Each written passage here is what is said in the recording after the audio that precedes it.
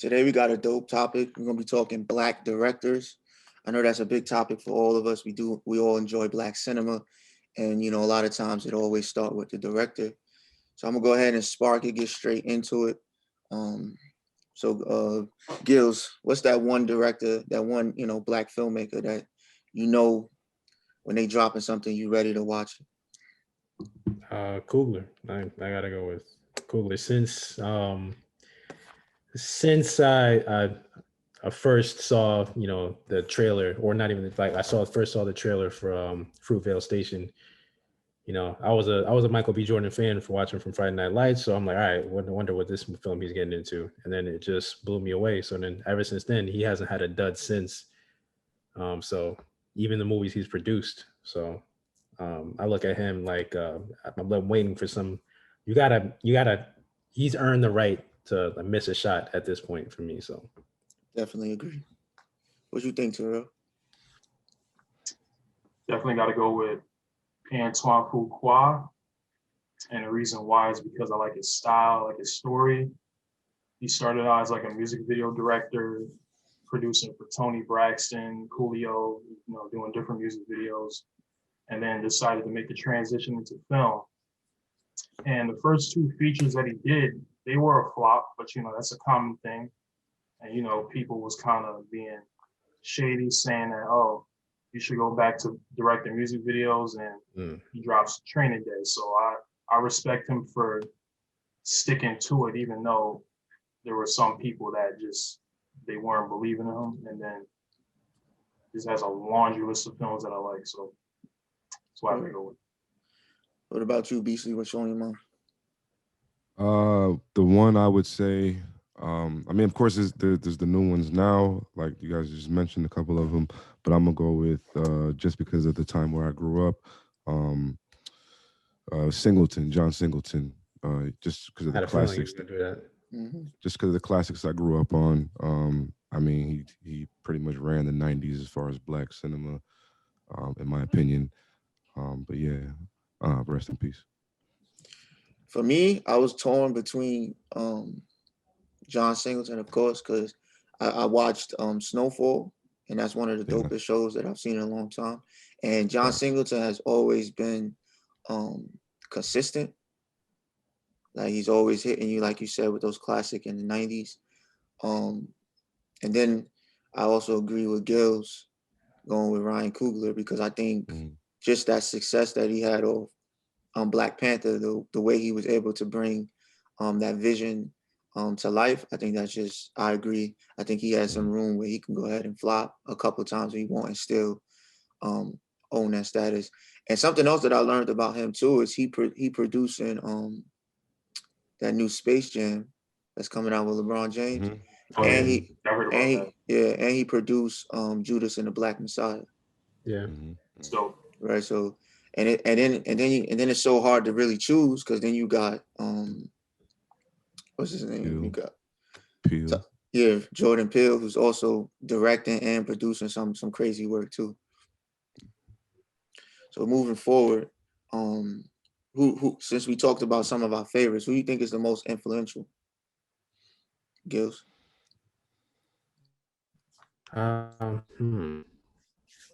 That's tough. Most influential overall throughout any era. Yeah.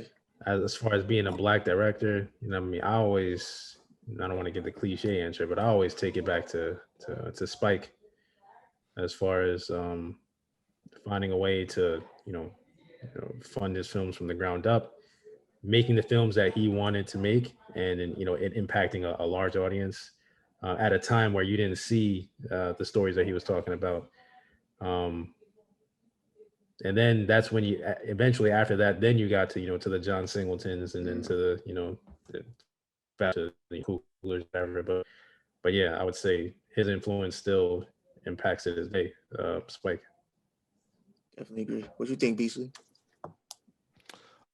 I'm gonna say Spike, just because one, because I'm not like too big into the whole film side, the directors and all that. I just like movies. I like movies. The directors I know, that is the ones I know. But Spike for me was the one that he kind of as far as the look of movies and the style of movies, like his style is totally different from everybody else's.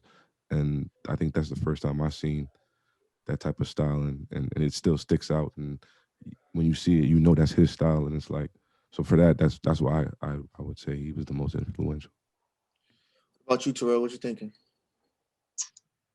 I want to say Spike,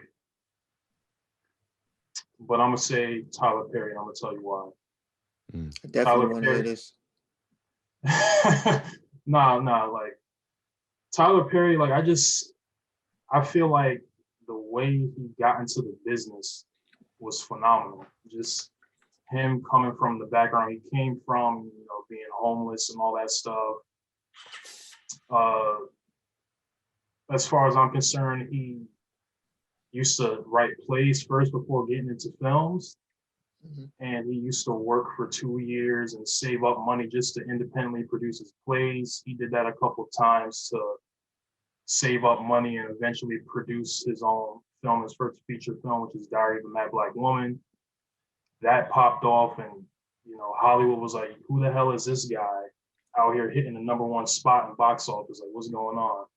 And look at him now. He buys a 300-acre base, turns it into a film studio. Like, yes, his films aren't my favorite films, but I'm literally inspired by this dude every day. His work ethic is impeccable. Impeccable. I can agree with that aspect of Tyler Perry. I'm not a big Tyler Perry fan, but I'm agree with Gilz and Beastley with Spike Lee.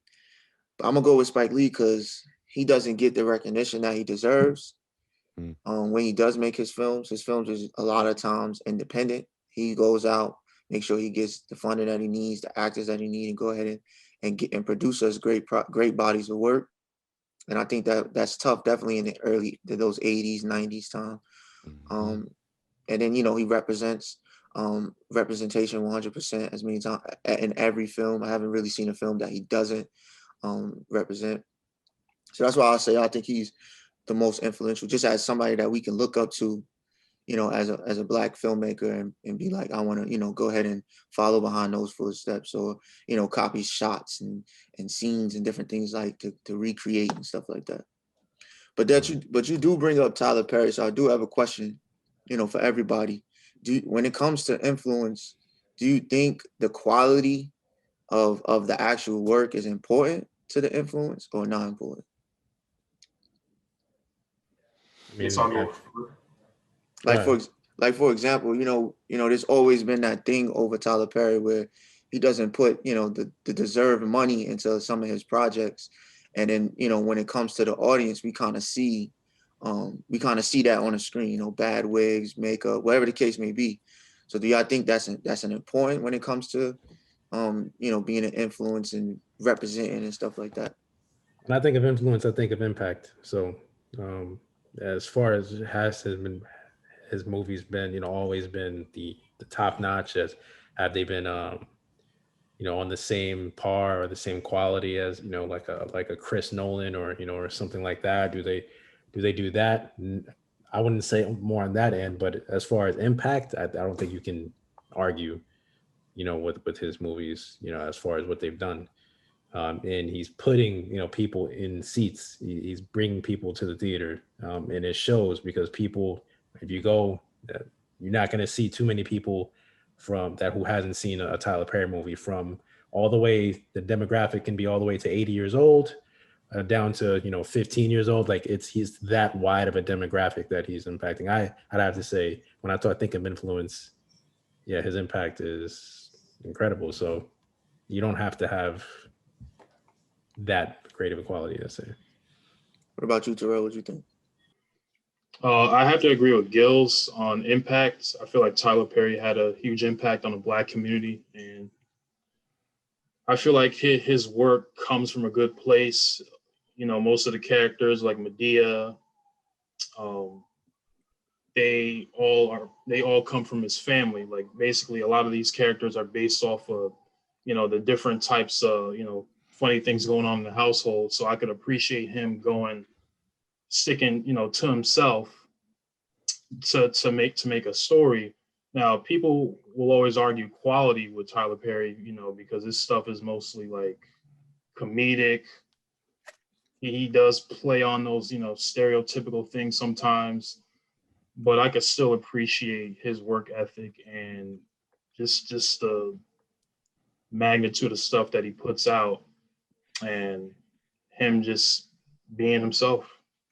That's all I gotta say. What about you, Beastley? Or like the whole thing with the quality over the with Tyler. I mean, we can pick at it, but I think it doesn't matter because the audience that he's gearing towards, I think that's the most important thing. As long as you got the like Tarell was saying, that the message that he's bringing to the people is something that's hitting home, and that's the important thing, and that's why he's so important, so influential, so able to do everything that he's done, just because he figured out the formula, whatever it is. It's not necessarily always the wig up straight and all that other stuff that we pick at. So, I think we kind of got to get away from that and give him less his flowers and give him his flowers. Yeah. So I have a question for X. Sorry to cut you off. Yeah. Tyler Perry doesn't have a writer. What do you about that? A lot of people criticize him for not having a writer's room. Like, what's your opinion on that? I personally think it kind of, I mean, it's hard to say that it hurt him in the long run, obviously, because we now see the success moving forward. And I said this before he hit that billion mark and, and became the Tyler Perry that he is today. I always thought that, that was probably his biggest downfall, is the fact that he won't let, some people sit down with him and make those projects better. Because believe it or not, we started to really see it repeat itself time after time after time, same type of stories, same type of characters over and over and again. And you could just tell that that's coming from one person's mind. But I feel like after we see where he is now, I feel like his goal was to hit that mark, get there, be able to control, and now he can, spread that love and start adding people to the writer's room and stuff like that, because he was giving people positions and opportunities, but they wasn't, the writers and those type of positions and opportunities, the ones that we really desperately need in our community. But seeing it now, I think he played the game, to change the game, and there's no way I can't respect that. Terrell, I would say, just to go off of X's points, when I first heard, he didn't have a writing room, I had nothing but the utmost respect, because for him to put out this many projects, it was movie after movie after movie, show after show after show, and still doing acting on the side. Like, and I seen the Alex Cross movie, I seen him, in Star Trek, and he's still doing. But I was like, how much hours does this guy have? Like, for independently putting out this much content. But at some point, I kind of looked at it like. Kind of like the J. Cole theory, where, trying to do everything yourself maybe not be the best beneficial thing in the long run. When I say J. Cole, I mean, he was writing, he was producing, he was like making his own beats at the same time, but you don't want everything to sound the same as far as hip hop. Same thing with you want to interact with other people. You want to bounce some ideas off. You can get more creative. You can get uncomfortable. I think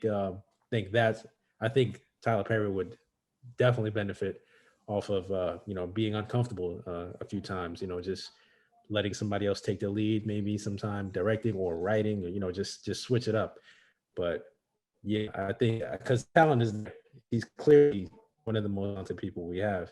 So, but yeah, I think he needs to work with more people. I would like to see him do that in the future. So, I mean, for Tyler Perry to put out all that stuff by himself, I mean, it says a lot. I do think the writer's room would have helped him. I mean, how do I feel about him not having one at his compound? I mean, I don't think that it's a problem for him, but I mean, I think it would have benefited him for sure. So, I mean, either way, it's because the formula obviously worked for him. So it's hard to say if that hurt him or it didn't. So. And you see J. Cole when he finally started, he started working with other people, like his stuff really started impacting others. But I don't want to run off on a tangent, but yeah. But this guy's like a billionaire now, so it's like I just think that no matter what, if you got, if you're able to collab on projects, it gives it, it can never hurt in a way, right? As long as y'all have like, that understanding that this is what we're doing type thing. But I feel like having others come in with fresh ideas, make characters better, quality, whatever the case may be, so stuff don't get repetitive. I think that's always positive, and that's always good. I just think, like we already mentioned, I just think it's hard to say, yes or no in that moment. I'm a firm believer that filmmaking is a collaborative art. So whenever I can get the chance to pull somebody in, to just, even if it's just to read it, make edits. I don't care. I'm open to having people do that, because you could sit there and just do your own stuff all day, but you never know that it might blossom into like a bigger and better idea. Just by being open, like it doesn't hurt to bring somebody in so that they could state their opinion, and you could possibly turn it into a project that you would have never imagined. Yeah, facts. So I got a real quick question. So what was the first, film directed by a Black filmmaker that y'all remember seeing growing up? Like that y'all had an actual thought, like, yeah, that was a Black film. That was a Black director who created that film. Yeah, I don't want to. Yeah. See, sorry. I was gonna say, like, I don't want to keep like bringing them up, but it's like Spike Lee. That's when I came up. I came up around that time, so he would have been the first one that I would have saw. And I don't think it was Crooklyn. I think I saw Do the Right Thing was the first thing I saw of his. So yeah, it's hard. It's like I said, I didn't want to keep using him, but that would have been my guess. What about you, Tarell? Yeah, it was definitely Crooklyn. I remember being a kid and watching it. Like my mother used to watch it all the time, and of course I had to rewatch it years later. But that was like one of my favorite films growing up. And I guess Spike Lee is that dude. That's what we finding out. For me, I'm a little bit different, because I feel like I knew Spike Lee movies, but I just didn't, maybe I didn't put two and two together. But when I thought of the question, the first person that came to mind was Keenan Ivory Wayans. Because some of those, I'm Gonna Get You Sucker, Low Down Dirty Shame, like I remember those films like strong in my childhood, a little bit more than I remember Spike Lee films in my childhood. So I feel like Spike Lee kind of dominated my high school years going into just adulthood, but like my actual childhood was more cartoons, and then seeing those kind of funny movies like I'm Gonna Get You Sucker and stuff like that. So for me, it was definitely the Wayans and Keenan Ivory Wayans. What about you, Gilz? Highly underrated. Me, I'd have to lean more on towards the John Singleton side.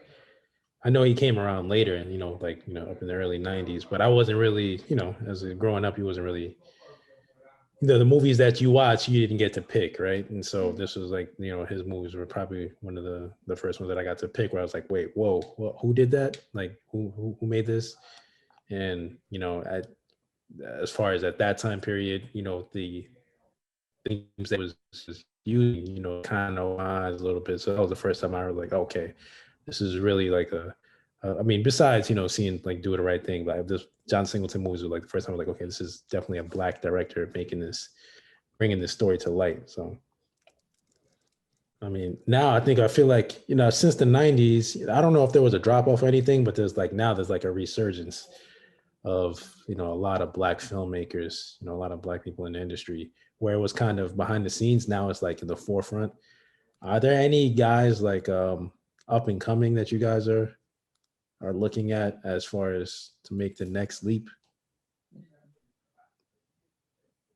Anyway. Yeah.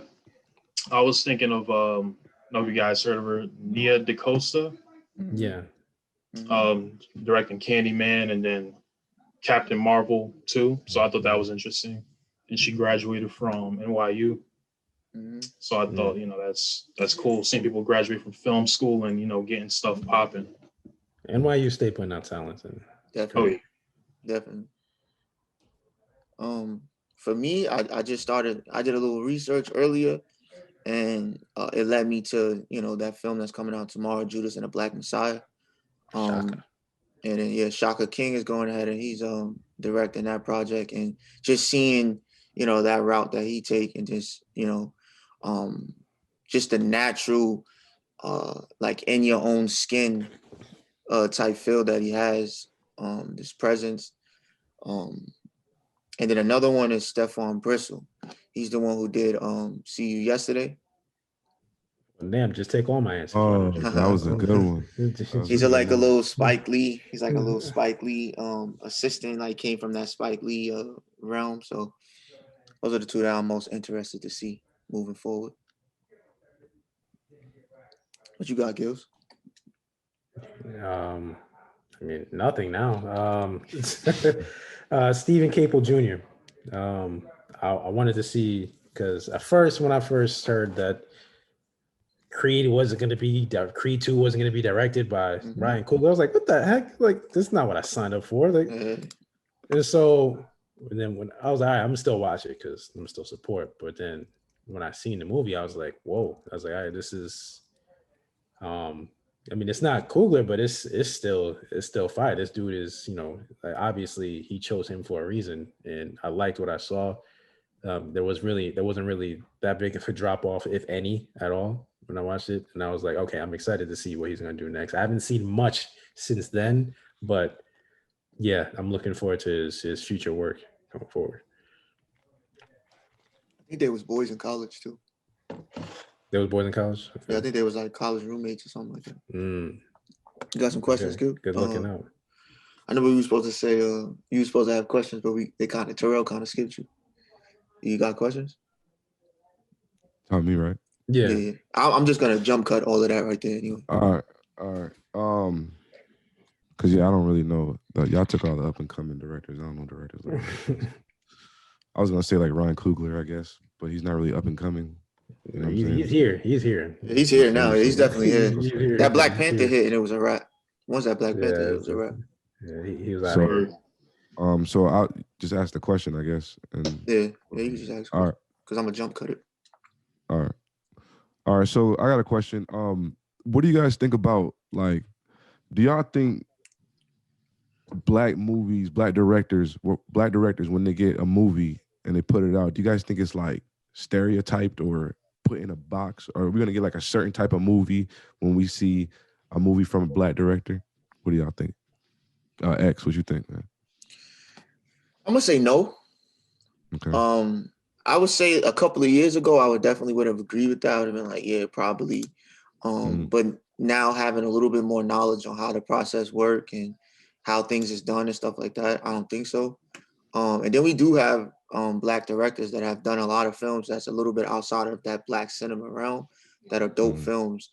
Like, F. Gary Gray, who did Law Abiding Citizen, and Set It All, just a bunch of different films that he dabbles back and forth. Like you can't just say he's just a black cinema type director. Like Spike Lee, a lot of his work is black cinema. That's what we're gonna get, and we know what we're gonna get with Spike Lee when we see it.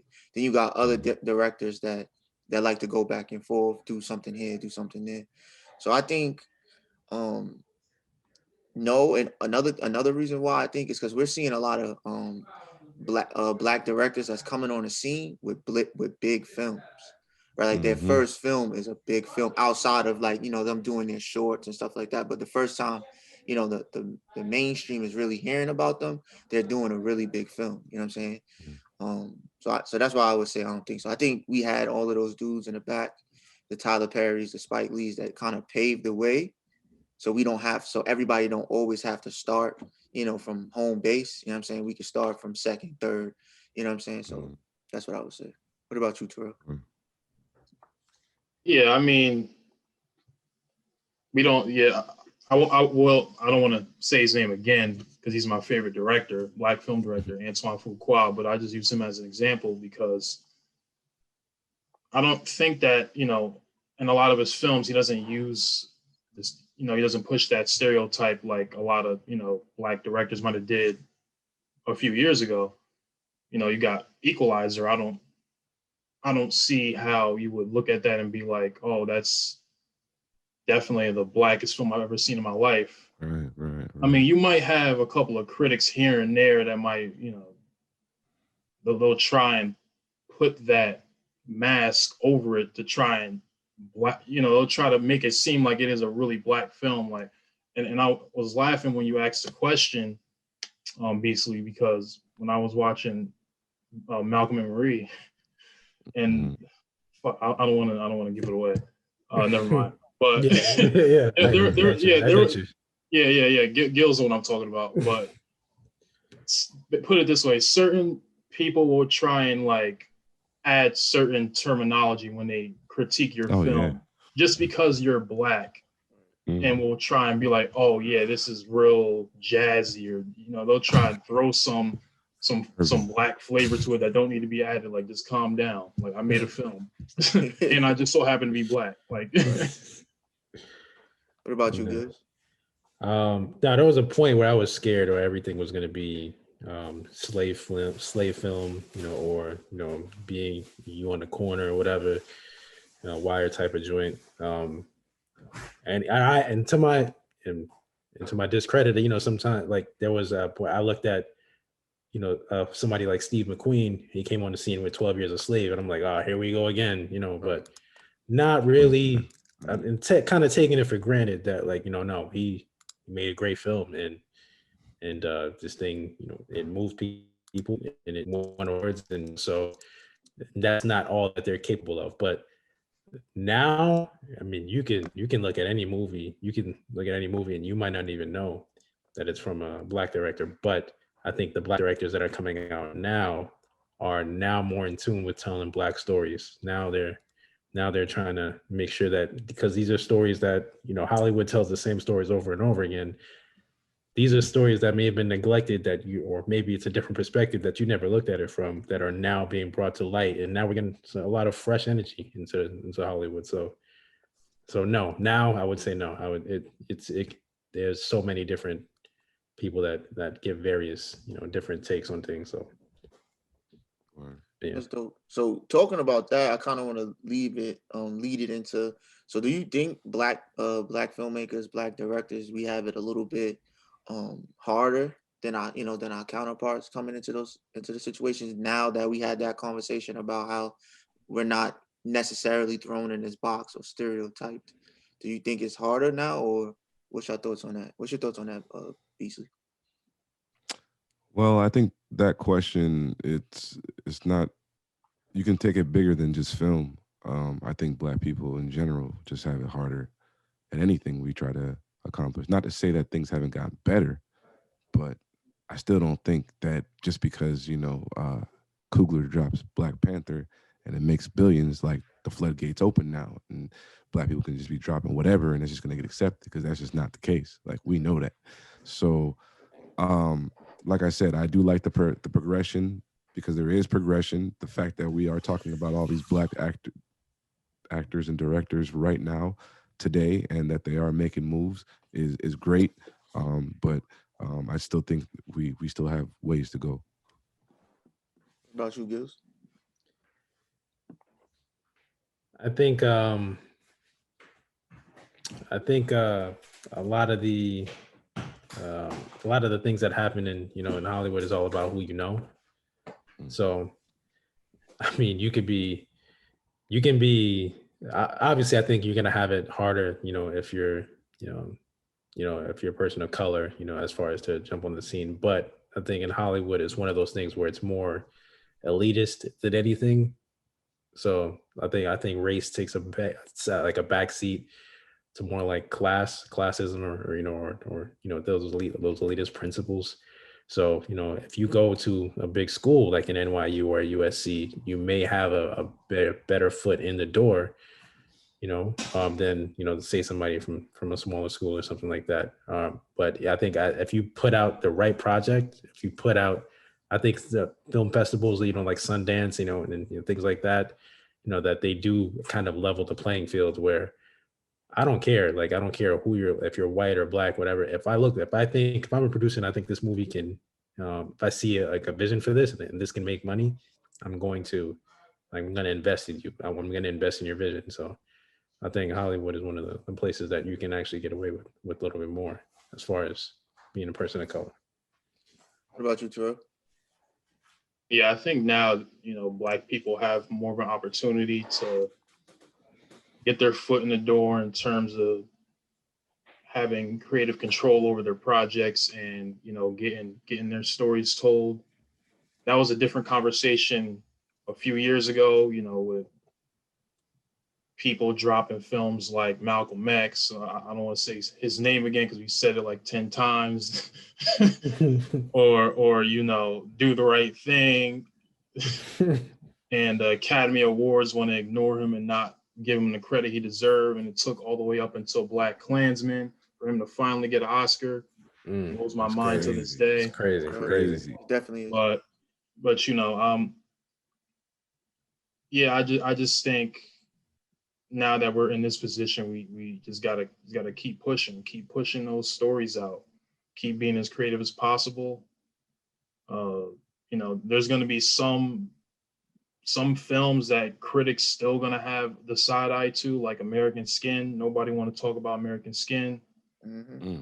That's a lot of controversial topics in that film that's put on Front Street, and they're not going to look at that as, oh, that's a great film. They'll be like, they'll critique it in every little bit of way.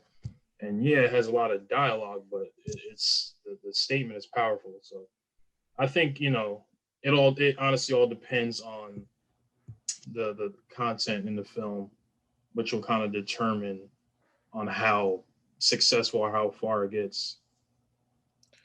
So to piggyback off of that, I did want to touch a little bit on the history, because I feel like as a MFA student here, learning about these different topics, directors, actors, how to direct actors, how to be directed, all of that stuff.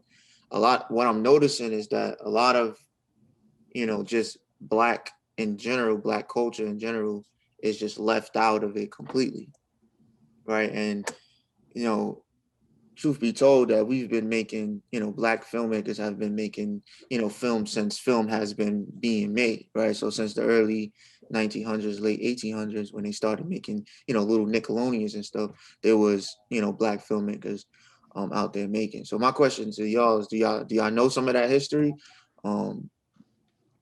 Have y'all seen some of those old race films and things like that? I've definitely heard of Oscar Show. He's like the first African-American film director. Haven't watched too many of his stuff, but I could just always come to appreciate the films that he made at the time. I think it was like it was around the 20s, and most of the films, kind of talked about the issues of white supremacy and everything that was going on at the time. So for him to be out there putting out all those films and just presenting that to the people, I thought it was great. And we came a long way from that. And I also thought it was great because not only was, they say he's the first Black filmmaker, he's also the first person to own a Black studio, right? So a lot of people, a lot of people give credit to Tyler Perry for doing that, but there have been people in the past that has done it also. It just hasn't been as successful. Maybe it wasn't the right time, et cetera, et cetera. But he was, in the early 20s, late 30s, he had a whole Black studio that he was producing race films. And race films it's pretty much what we're talking about, Black Center. That's pretty much what race films was. They were Black casted actors, Black story. It just was directed by a white director, paid for by a white studio or whatever. Most of them were made, and then it was only, I read it was only like 500 of them made at the time, and only like 100 of them still are, you know, out there where we could sit down and enjoy and see that history. But the whole point was I just wanted to shed that light that we do have a long history as Black filmmakers, so we could see how long it's taken, like you mentioned, for Spike Lee to get an Oscar. He's been doing film for 30 years, and he finally got an Oscar a couple of years ago, you know. So, and he's been producing great film after great film after great film. So that was just something that I wanted to go ahead and throw out there. Yeah, I didn't learn about Oscar Michaud until we started doing research for this. Be honest with you, until we started doing research for this episode, because that was my first, you know, encounter with that name. But looking at it now, he's not a pioneer, he's the pioneer as far as black filmmakers. So, but yeah, that's one person I would say. Another person, I mean, when we was talking about the last episode, one of the previous episodes that we did, when we was talking about Black horror, is William Crane. I don't think that name gets brought up enough as well. You know, with Blackula, you know, he was one of the first people to go through film school and be handed, you know, the keys to a film like this with a budget like this, work with high-speed cameras and things like that. So, another pioneer. Him and I believe his name is Spencer Williams. He was on television. He was making film in the 50s and 40s and stuff. He was a comedian, I believe.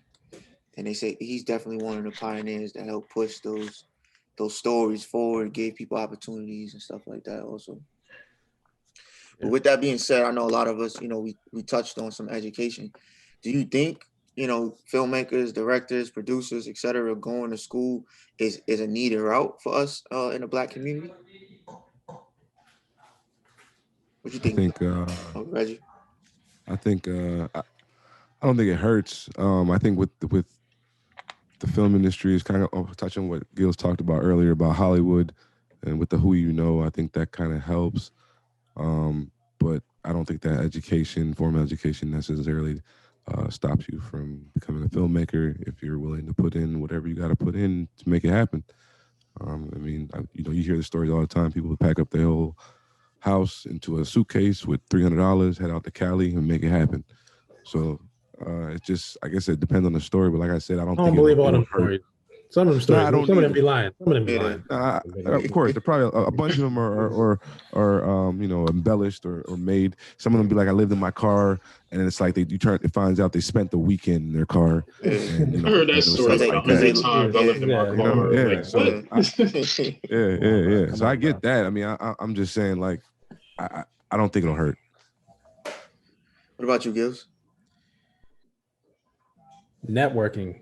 I think networking has to come before, like it's more important than where you went to school, or if you went to school at all. You look at somebody like a Tarantino. Yes, he's white, but I'm sure, you know, with his gift of gab, you know, he's probably a phenomenal networker. And so I think if you have that skill, you can at least find some place where you can get your start, you can get your feet wet, you can get your foot in the door. You can learn the technical stuff on the way. Like, film school is not the end all be all of, you know, being able to work on these projects. Like, you can learn that stuff on the way. Somebody will work with you if you show the, you know, the willingness to, you know, to show up one time and grind. But that work has to come before anything. But I do support, you know, going to school too. I think more people coming out with degrees with this stuff only can help. So it's not going to hurt at all. So. What about you, Tarell? What's your thoughts? I definitely don't see a problem with going to film school. To get into the film industry, the only thing is you got to know how to use the school and use the resources and land those connections and just take advantage of all the things that come with film school. You have all the people that you're in class with. You can use them for your crew. You can use them for your actors. You have equipment distribution center that has some of the you know, most advanced equipment in the industry that you couldn't even buy right now. Like, and you can just go there, fill out a couple forms, and you have it for 48 hours. Mhm. That's definitely, one of the advantages. And you have professors that might have connections in the industry, and you see them every day. And if you could definitely talk to them, and they might be able to work something out with you. You have the career development centers. There's just so much that's possible with film school. And that doesn't say that if you don't go to film school, that doesn't mean you can't make it into the industry. Because if you want to work for a film production studio and they look at your resume, they're probably not going to be like, okay, Mhm. you went to this school, you're in. They might be like, okay, let me see your portfolio. And if your portfolio is hot, then you got it. Your experience is gonna, do more than your degree. In certain other fields, what school you went to might matter, but when it comes to filmmaking, if you're the better cinematographer that went to, community college as opposed to this guy that went to USC but he's garbage, they're probably gonna take dude from the community college. Right. Mhm. I'm gonna go in a little bit different direction. Not I think it's needed in our day and age. I think, 10, 15, 20 years ago, it probably wasn't needed. I think school, for the exact reasons that Tarell said, is definitely needed because your money is really going towards your experience and what you can bring to the table when you do finally get out there. What Gil said is very important. I think that's the most important part of it is networking, because when you get into these schools, a lot of these big time film schools like Emerson, NYU, these different schools, they are very competitive. And they only select a certain amount of students every fall or whatever the case may be. So when you're in those classes, you're in those programs, you know that the people, your peers, are exceeding or have the potential to excel, um, in that field. Another reason why I think it's important because how the cell phones are back in the 70s, the 80s, the 90s. The average person couldn't just get up and go make a movie on their phone. You know what I'm saying? So you had to network more, know certain things, or have money or whatever the case, so you can get your hands on this technology. But now you see so many people directing short skits for TikTok, Instagram, different things like that. And in a way, those are all, like little films, short films. So I think just how many people is doing it, it starts to get the school aspect of things, and that networking and stuff does, in my opinion, is a little bit more important and can push you a little bit further because, the kid that might be dope at holding a camera and capturing an image, and doesn't have like the education or the background of it. He just, he could produce a good project. But then you have the kid who knows the backhand on how to do things, how to set up scenes, how to do lighting, how to network, how to put a team together, familiar with these different cameras, can do more than one thing on a set. And these are things that you learn in school. And I think if I was in those positions where I need to hire somebody, and I think we see that in most occupations, the person that could do more things, that got a little bit more knowledge, sometimes you accept that person and bring that person on before things like that. So I do think school is very important. On top of, I'm looking at all of these directors and these different people that are creating films, and a lot of them do go to school, like Angela Bassett got her BA and her MFA at Yale. Like a lot of them do go. Ryan Coogler, Spike Lee, all of these dudes got MFAs, and they used their experience there, to catapult them into the community.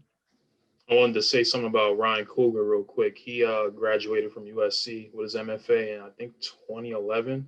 Mm-hmm. Most of the cats that he knew at school are the dudes that he making films with now. The guy that scores his film, Ludwig Göransson, scored Fruitvale Station, Creed, Black Panther, like Yep. the same editor, the same, co-writer, like the same people. So like you might meet people in film school that you're gonna be working with for the next couple of decades, and y'all might be successful as hell. So networking is definitely important. That's why I always say you need at least one person on your squad. that goes to school, because he's gonna make those connections, and then once he make those connections, he get on, then he could put his team on. You know what I'm saying? Because he could put, come do my audio, come do the lights. I need you to edit. You know what I'm saying? They're the first persons that they're gonna go to, and then if they do a good job, then the work just keep coming. The opportunities open up. So I do think it's very important. If you have the means and you could do it, I definitely say you should go to school and get that knowledge. Yeah, Beastley, was that your experience? I mean, I know you were on the audio side, but was that your experience at a school like Full Sail? Yeah, I was thinking about. Ask that question again. Yeah, I was thinking about this. Ask the question again. Like start over, because you broke up the whole question. Oh, okay. No, I was saying, Beastley, when is that your experience? Coming, from a school, like a big media school like Full Sail. I know you were more on the audio side, but was that your experience that the people that you networked with then you're probably going to end up working with later on down the line, or? Yeah, it's funny I brought that up, because I was thinking about this the whole time when as soon as you mentioned networking, I was like, ding, because that was like one of the things that they taught you at the school, like off rip. Before anything, it's some of y'all thinking you're coming in here thinking to be about a hot producer, a hot director, a hot rapper, whatever. Network above anything. So yeah, the people that I went to school with, there's several people that I'm still in contact with that are in the industry, and they still work together, and that's what it's all about, really, in the music industry for sure. And the music is similar to the film industry, I believe. But the networking thing is number one. You just never know who you're gonna work with, what they're gonna be, what their talents are. But that's what brings. I think that's what we were talking about earlier with the Tyler Perry thing, with the him doing everything on his own. He didn't go to film school, did he? Yeah. I don't think so. So, like, I mean, you could see that right there kind of shows you, because like the one thing I do tell people all the time about my experience at Full Sail was, because people know the prices. Yeah, it's expensive, but the experience, I will never be able to get that anywhere else. Like, as far as like the people that I met with the networking and the access to the equipment, like I can't afford a SSL mixing board. I mean, there's only like, first of all, there's only like a handful in the world anyway, and the school had one or two. You know what I'm saying? So thousands of dollars right there. That's hella money. Right. Yeah. So, as far as that aspect, the networking thing, like, yeah, school. So when you say it like that, I have to change my answer and say that school would be probably very essential, unless you are just that dude who is good with, going to the right places and meeting the right people in the streets. What about you, Gilz? I know you said that, you're starting your education. How are you feeling about it? Learning the knowledge, is that giving you a different viewpoint? Because I know before you went to school, get your education, you was out, doing it yourself, producing your music videos, different things like that, short films and stuff. So now that you're in school and are you getting some knowledge that you didn't know, or is it some stuff? Are you just going over stuff that you already know? It's early right now, so we're pretty much going over stuff that I know already, but even in doing that, I'm still learning. Like, as far as that, like, I'm learning not just the stuff on how to do it, why we do it this way, or who did it this way first, or those things that I probably overlooked, trying to teach myself. Now I'm getting the knowledge behind, as far as what led up to this point, how we got to this point in film. It was done differently during this time period, this point in time. So now I would say the only thing I would say that networking is a little more difficult with, now we're in a pandemic. So school is obviously online. So I don't get the chance to interact with people, like, face to face on a one-on-one basis. I'm not the best networker myself. So, I mean, that I think, still got a few years to go, so I'll probably find a way to interact with more people. But I think that's the main thing I'm trying to focus on now. So. One thing that I do notice in film school, just real quick, is that they kind of do force you to network. I know we taking classes, me and Tarell, we taking classes right now where they're putting you in Zoom rooms by yourself with people to talk about your projects. They're making you discuss your projects on online. Like they kind of like forcing you to work and move your ideas, and you kind of like break out of that shell. You take in knowledge. We have some students that have some real experience in the film industry, whether it's winning awards, making films, stuff like that. So there's a lot of knowledge that you can pick, not only from the professors who also, you know, are in the industry. So that's one thing that we didn't mention, was you get to get some knowledge from individuals that have actually done it, or in some type of in some sort of form, they actually did the job. So you do get that knowledge that I feel like you wouldn't be able to get from a YouTube video or just out there in the street doing it yourself.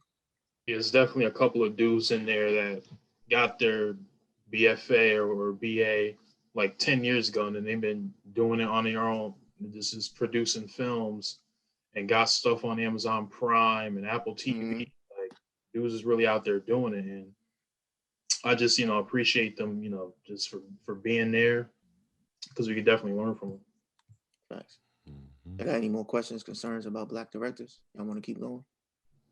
Yeah, I don't have like a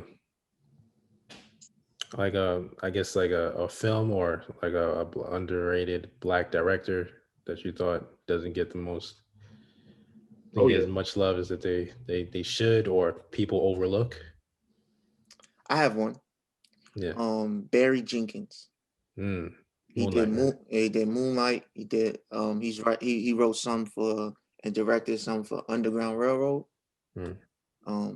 I thought Moonlight was a dope film. Just Black cinema showcasing, you know, the different sides. And I do look forward to seeing his future projects. I think he puts together some good work. Yeah. No, he's a good one. Can't argue with that. I would definitely have to go with Tariq Nasheed. You know Beastley. I like him. He put out fire ass documentaries on Black history, just talking about, you know, the system of white supremacy and how it started and what's going on with it now. He dropped a documentary called 1804, talked about the Haitian Revolution. You know, he was breaking down, you know, the whole zombie thing, you know, how it started there and all that stuff. So dude did it on an independent level, and dropping it on Amazon and end up being the #1 documentary in the world, like independently. Like, and of course nobody wants to talk about him because the knowledge he's dropping is the type of shit they're not going to talk to you about in high school history class. Like, this is, you know, this is stuff that you gotta dig and find. And thankfully I found this dude years ago, and I have all his DVDs. I don't have the 5th one, but I have everything else: Hidden Colors 1 through 4 and 1804. I gotta check those films out. You're talking a documentary man over there. So I got 1804. That's a must have. And then the ones I got them actually. I just put the order in this week, and they're coming in the mail. Word. 1 through 5. So, yeah, man, that dude is dope. Me personally, I'm going to say F. Gary Gray. I know he gets recognition, but he don't though. You know what I mean? Like he do, but he's like he get recognition from, like, he's like our people's champ. You know what I'm saying? I don't feel like he's like out there like that where everybody knows. Because the movies that I think of that he's done, I'm just like, Set It Off is for me. It Set It Off. I mean, he just Set It Off, Lloyd by the Citizens, Men in Black, Friday, Straight Outta Compton. I mean, Italian Job, Man Apart, music video after music video. Right, and then that part, that part, the music video part. Like, this guy's done a lot, and I don't think he's out there like that. So, and they do say that it's hard to switch over. Like, it's not the easiest to switch over from music videos to film. I think wouldn't that be the natural progression? You know what I mean? You look at a Michael Bay, you know, you look at, I mean, he's not Black, obviously, but, you know, you look at, I thought at one point Hype Williams was going to make that transition. I thought he was on his way. I think it's kind of tough. In my opinion, I think it's kind of tough because when you creating a film, you got a lot of time, most times you got a dialogue that tells a story, you got the visual that tells a story, and then you're kind of creating that yourself as the director. Like you're putting the visual to the script that you see in a way. And I think with music videos, a lot of different, like with most music videos, it's similar, but I feel like with the music, it kind of already gives you that visual. You just gotta and then you're just kind of matching it, I guess, in a way, if that makes sense. Some of those music video directors are like they're probably some of the best editors I've seen like in film. When I think of Hype, I'm thinking like, damn, like Hype Williams, like shit, like the stuff that he's done is like it now, like people are still using some of the stuff, the techniques that he used in his editing. So I don't know. But even Hype Williams get a lot of slack for his films, the way he switches over, because a lot of times a lot of his films feel like music videos, like long music videos. But then what I think is different with F. Gary Gray is that some of the music videos he did were like really like movies, like those Michael Jackson ones, those those are kind of like really just like movies. And then because that's what pretty much what Michael did. So I think that'd be a difference in it too. But like Director X, sometimes he gets, sometimes I think they have that thin line. It's like a really thin line between. There's a stigma. There's a stigma if you're a music video director that you're probably not going to be good, but you can break that. So, but yeah, I agree. F. Gary Gray was for me too. So, yeah. And I know that I don't know if we discussed this already, but I know you said Nia DaCosta, but are there any Black female directors? I don't think we dived into that you look to as far as being the cream of the crop. I think Ava. Yeah, that's what I was going to say. Gotta go Ava. Yeah, definitely go Ava. Crop. Mm-hmm. Just because, like, what did she drop in in a span of like a year or two? It was like 3 big documentaries, right? Wasn't it? Mm-hmm. She had the slave one. What is not the slave one? The prison one. 13th Amendment. I think that's what it's called. Yeah, 13. 13. 13th, and then she had the one with the Central Park Boys. Yeah. And then there was How they see I thought us there was one more else. She got Selma. She did Selma. Mm-hmm. So 14, yeah. So 14, 16, 19. Then she did Wrinkle in Time. Then she's doing. We don't really discuss Wrinkle in Time, sometimes, but hey, it depends on. And that's what I was gonna say. Like she her range is like she's not just doing like one type of movie. Like she's all over the place. Also, what's interesting about her is they said that she just picked up a camera one day and started making film, which is crazy. She was in her mid-30s. She's like, I'm but she also does have a degree in it too. So yeah. But she just said one day, like age didn't matter. She just, I want to do this, pick up a camera, and then just started killing it. So. That's what it's all about. It don't matter. No matter if you're 45 or 17, you want to start making films, you do it. That's it. That's some of the things that I love the most about film is because there's no age limit on it. Like sports, after a certain age, they're not looking at you no more. Certain jobs after a certain age, you got to stop because your body don't work the same no more or anything. But film, you could do that forever, literally. And you could roll in a wheelchair up to set, and direct a dope film. You know what I'm saying? So I'm gonna still see a Clint Eastwood film every time he drops. He's still acting, which is what's crazy. Still a Clint Eastwood That's fan. the crazy part, right? Yeah. But I do want to see Ava, and then we talked Nia already, and then Regina King starting to drop. Once the success of that, she got more projects that's gonna be coming on the way. So it's coming. Yeah. Then some. We have some of the older ones like Casey Lemons, who did Eva's Bayou, Gina Prince, Bywood, who did Love and Basketball. I definitely do want to see some more female directors out there getting some love too. Yeah, facts. That's all I got though. Teray does some work. Lena Waithe, she's starting to get crazy. Lena Waithe is she's a monster. Yeah, her pen is crazy. Yeah, her pen is great, but she's gonna make that transition like very soon. Eventually, yeah, she has to. So, but talking about Lena Waithe, I didn't know she created the shop. yep. Like, I didn't know that was her. Really? That's dope. Yeah, that's dope. A lot of the stuff she does, you're like, she did this? Yeah, that's dope. That's OD. I ain't know that. Like the joint with Aziz Ansari. Carson, right? Nah, it's on Netflix. It's dang, I forgot what it's called. It's a weird title. It's I don't know. Boomerang. No. I also didn't know that she wrote episodes of Bones. She did? Yeah, you know Angel. He used to had that show Angel. That actor. He plays in Bones. David Boreanaz. Oh, you talking about the vampire dude, right? Yeah. He had the other show where he was like he was a cop or something like that. Master of None. That's what it was called. Master of None. All right, guys. So we're gonna wrap it up.